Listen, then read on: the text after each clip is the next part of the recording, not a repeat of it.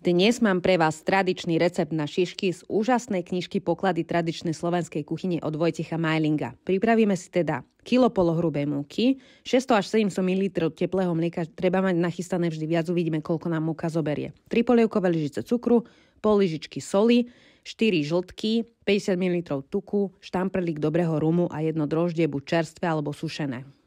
Do misky si dáme polohrubú múku, vyhrábeme jamku, pridáme polievkovú lyžicu cukru, kvasnice, zalejeme teplým mliekom, premiešame a pod pokrievkou necháme vzísť kvások.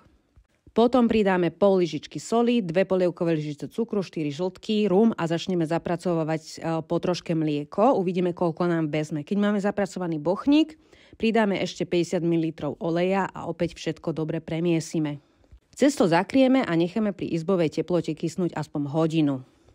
Potom si cesto vyklopíme na naolejovanú dosku, valčekom ho rozťahneme na taký centimeter a pohárom povykrajujeme krúžky. Tie necháme ešte pol hodinku podkysnúť a potom ich na nejakom kvalitnom tuku pomaličky do zlatista vysmažíme. Toto je rozhodne ten najlepší recept na šišky, aký som kedy robila, takže si ho ulož a rozhodne ich vyskúšaj.